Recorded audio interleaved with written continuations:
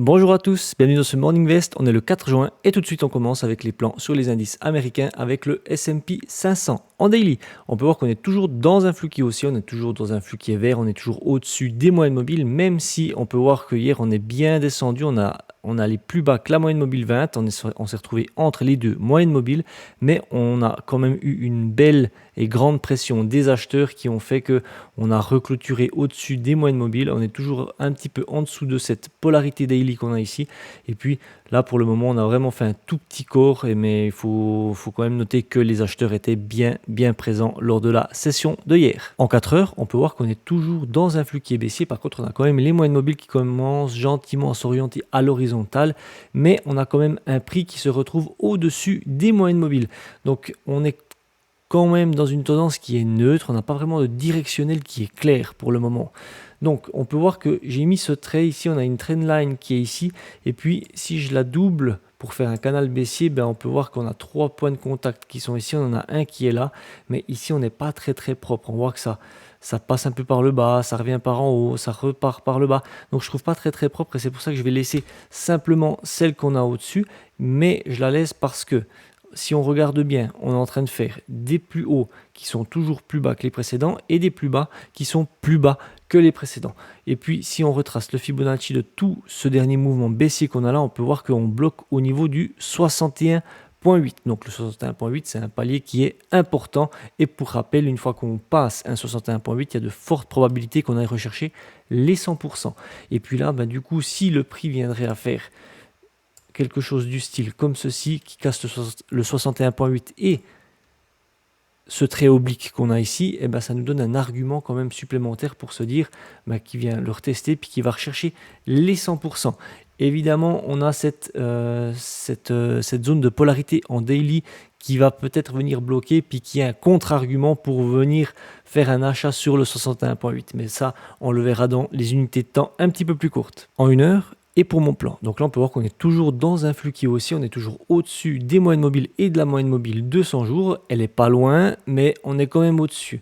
Donc moi, comme on est quand même dans un flux qui est neutre en intraday, je vais quand même privilégier de suivre un petit peu la tendance, et puis je peux faire autant des achats que des ventes, avoir le signal que j'aurai.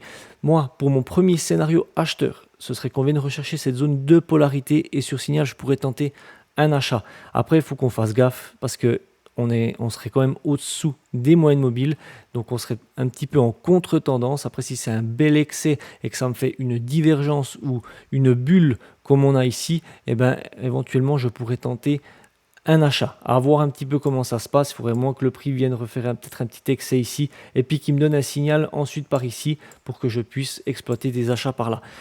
À voir un petit peu comment ça peut se profiler, mais c'est clair que si on est en dessous des moyennes mobiles, il faut quand même qu'on soit vigilant, puis qu'on ait un beau signal qui soit vraiment top.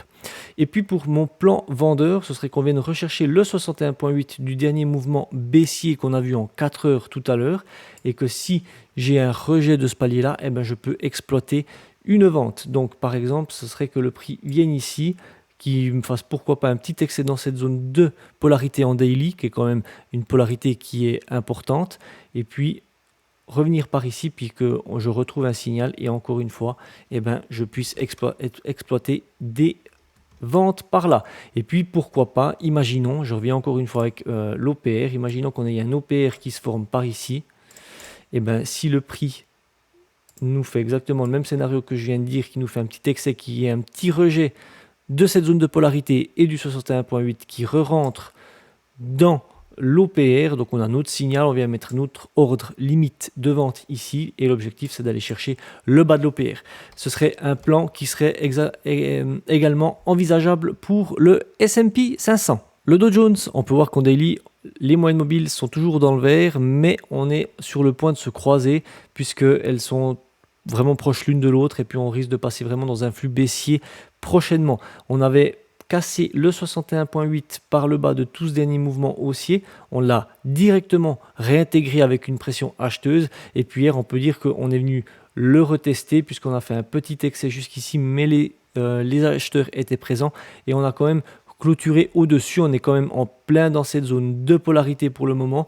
Donc pour le moment, on ne sait pas trop où est-ce que ça va donner, puisque là, on était dans un flux qui était haussier, mais on se retrouve en dessous des moyennes mobiles, donc on est plus dans un flux qui est neutre. Et là, le flux, il est sur le point d'être confirmé pour passer baissier. Donc là, pour le moment, on ne sait pas trop qu'est-ce qui va se passer. Donc on va aller voir dans des unités de temps un petit peu plus courtes. En 4 heures, on peut voir qu'on est toujours dans un flux qui est baissier. Par contre, on est vraiment entre les deux moyennes mobiles. On peut voir qu'on a le prix qui est ici, et puis on a les moyennes mobiles qui sont quand même orientées à l'horizontale. Donc on n'est pas dans un directionnel qui est clair, on est plus dans une tendance qui est neutre. Et puis on peut voir que là, on a fait un plus haut qui est plus bas que le précédent, et là on a fait un plus bas qui est plus haut que le précédent. Donc on ne sait pas vraiment sur quel pied danser pour le moment. On est vraiment dans une phase d'indécision. Il faut vraiment qu'on voie où le marché veut se diriger. Donc pour qu'il se dirige déjà quelque part, il faudrait qu'on casse soit le précédent plus haut, qui nous donne déjà une indication qu'on a envie de repartir plutôt à la hausse, et puis avoir un petit peu, si on casse les précédents plus bas, pour qu'on reparte plutôt dans une autre dynamique plutôt baissière, à voir un petit peu ce que ça va donner au cours de cette journée. En 1 heure, et pour mon plan, donc là on peut voir qu'on est toujours dans un flux qui est haussier, on est au-dessus des moyennes mobiles, quoique on est vraiment en train de surfer sur la moyenne mobile 20. Est-ce que ça ne voudrait pas signifier qu'on est un petit peu en ralentissement, et puis qu'on est en train de se battre pour rester au-dessus de cette moyenne mobile, et puis qu'on n'a pas envie de passer dans un flux qui est baissier? Ça, on le verra un petit peu plus au cours de la journée comment ça va se passer. Comme on est plus dans un flux qui est neutre, qu'on est dans un manque de directionnel, je vais plus privilégier autant les achats que les ventes. J'ai mis pas mal d'achats, on pourra encore chercher des ventes, mais j'ai pas voulu trop charger le graphe pour le moment. On va les exploiter ensemble, on va les découvrir ensemble tout à l'heure. Donc moi, pour mon premier scénario acheteur, ce serait que le prix revienne rechercher cette zone de support qu'on a ici, qui converge en fait avec les précédents plus bas, et sur signal, je pourrais tenter un achat. Ce sera un contre-tendance puisqu'on sera en dessous des moyennes mobiles, donc il me faudra un signal style une divergence ou bien une bulle. Et puis, si on a un excès et qu'on va vraiment sur encore le précédent plus bas qu'on a ici, c'est le même scénario. Si j'ai un signal, je pourrais tenter un achat qui sera également du contre-tendance. Et puis, si on retrace le Fibonacci de tous ce derniers mouvements baissiers qu'on a ici, on peut voir qu'on avait réussi à clôturer au-dessus du 61.8, mais qu'on a directement reclôturé en dessous juste après. Si on a un même scénario qui se produit, on sera au-dessus des moyennes mobiles, donc on va rester systématique. Et si j'ai le prix qui vient casser mon 61.8 et pourquoi pas la zone de polarité également, je vais mettre mon ordre sur le 61.8 et je vais aller chercher le 100%. Et puis ça, ce sera un plan qui sera dans le flux, on sera au-dessus des moyennes mobiles, donc c'est un plan qui est tout à fait exploitable. Par contre, attention, on a toujours le niveau psychologique des 39 000 qui est ici et qui peut bloquer. Mais bon, si on a quand même un signal dans cette zone-là, on va quand même rester systématique et on va payer puisqu'on sera quand même dans le flux. Et puis, pour ces deux plans qu'on a ici, si je retrace le Fibonacci de tout ce dernier mouvement baissier, donc le petit mouvement, j'ai mis en bleu pour qu'on voit un petit peu mieux pour les différencier avec les autres. On peut voir que le 61.8, il est juste ici et là, on est juste en dessous. Donc, si on a un prix qui vient casser le 61.8, qui vient le retester, on pourra aller chercher les 100%. Après, oui, on a ce 61.8 là, on a la zone de polarité qui est ici, on a pas mal de choses au-dessus de notre tête. Ça, c'est clair. Après, on sera quand même au-dessus des moyennes mobiles. Ce sera quand même un plan qui est exploitable, puisque on fait rien de faux quand même, on est systématique, et puis on sait que si on casse un 61.8, on a quand même de fortes probabilités d'aller chercher les 100%. Après, c'est pas impossible qu'il nous fasse un petit excès puis qu'on y arrive à ces 100%. À voir un petit peu comment ça se profile. Et puis, si par exemple, on est également amené à casser le 61.8 mais qu'on a un rejet de ce palier-là, si on repasse en dessous puis qu'on a les moyennes mobiles qui sont plus ou moins par ici, on sera en dessous des moyennes mobiles, donc pourquoi pas attendre un retest du palier et puis exploiter des ventes dans ce secteur qu'on a juste ici. Ce serait quelque chose qui serait également exploitable. Et imaginons dans un autre scénario qu'on ait un OPR qui se dessine juste ici et puis qu'on ait le prix qui vienne rechercher le 61.8 et qu'il le rejette, et puis tout d'un coup qu'il re-rentre par ici, à ce moment-là, on a notre signal, on vient mettre notre ordre limite de vente ici, on attend le pullback, et puis on va chercher le bas de l'OPR, pourquoi pas les précédents plus bas qu'on a ici, ou pourquoi pas encore encore plus bas, à voir un petit peu comment ça va se passer, mais ce serait des choses qui seraient également envisageables. Et puis en plus ici, on peut voir que si on a un rejet du 61.8 et puis que si l'OPR évidemment il serait même juste ici, on a vraiment tous les arguments pour tenter une vente, puisqu'on resterait quand même dans le flux. Et puis je pense que c'est assez important d'avoir des beaux signaux, surtout quand on est dans des flux qui sont neutres, parce qu'on n'a pas vraiment de directionnel. Et puis on sait que si on veut aller à la hausse, il nous faut quand même un directionnel.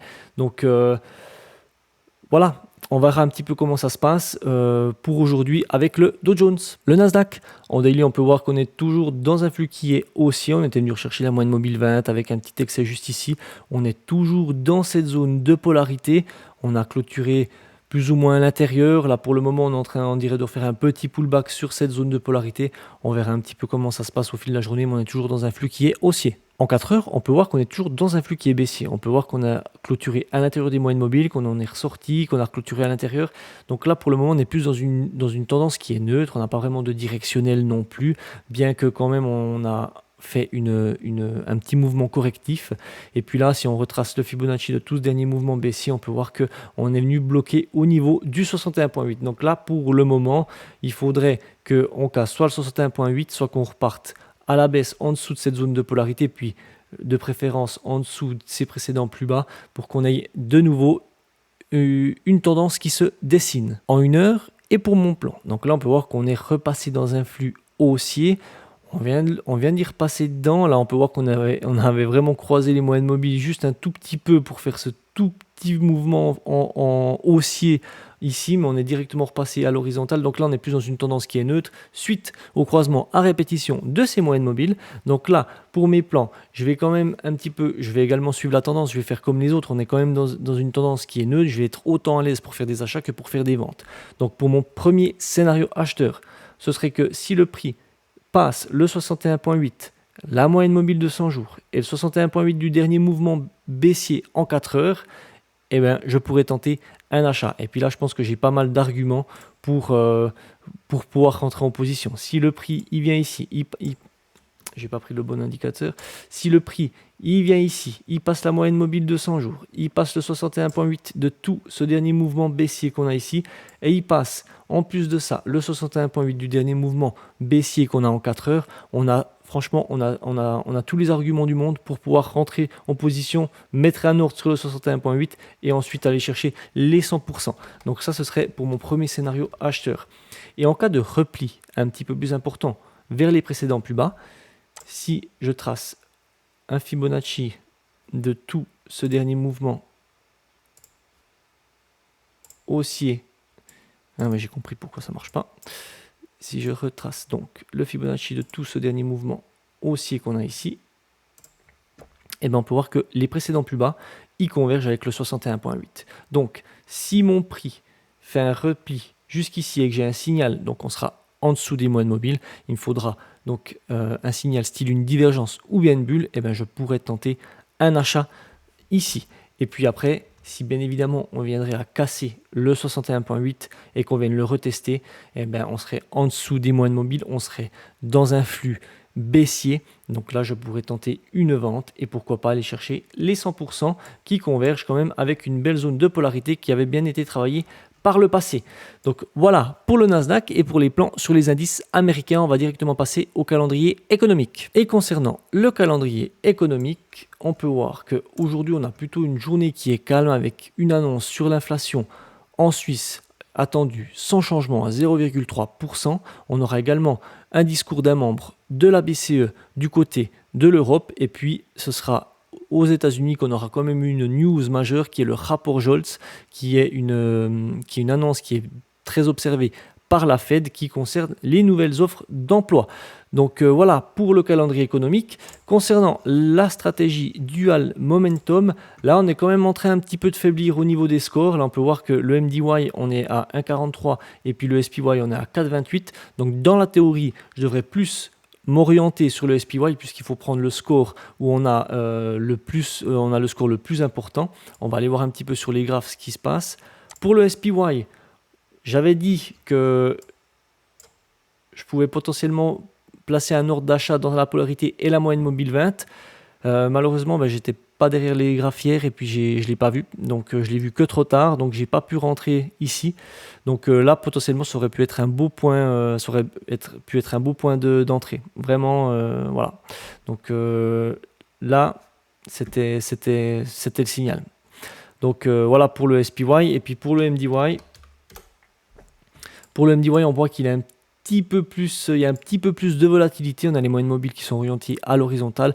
On est quand même toujours dans un flux qui est haussier. Par contre, on a clôturé entre les deux moyennes mobiles. Et puis on peut voir que on frôle avec la zone de neutralité, on est au niveau des 50, donc là pour le moment c'est un petit peu plus faiblard, et puis ça s'explique également avec le score qu'on a ici qui a quand même également bien baissé depuis un petit moment. Donc là pour le moment je ne vais rien faire, hein. Malheureusement pour le SPY il s'est passé ce qui s'est passé, j'étais pas présent, donc pas de regret, hein, on va dire, hein, mais ça aurait été un potentiel beau point d'entrée. Et puis là pour le moment, si je serais vraiment rentré plus ou moins vers les 523, on aurait pris 0,68%. Donc on va voir si si on continue dans cette dynamique, si on arrive à aller plus haut que le précédent qu'on a ici, ou si on a un retour et puis qu'on arrive à retrouver un autre point d'entrée. Là pour le moment, un autre point d'entrée, je le verrai pas. Pour le moment, on n'a pas un mouvement correctif suffisant pour retracer un autre retracement de Fibonacci. Donc on va attendre, on va laisser faire le marché, puis on verra ce qui se passe un petit peu ces prochains jours. Donc voilà, c'est tout pour moi pour aujourd'hui. Je vous invite à mettre vos retours dans les commentaires, à vous abonner à la chaîne. Moi, je vous dis à tout bientôt pour une nouvelle vidéo. Et surtout, n'oubliez pas de rester prudent sur les marchés. Ciao!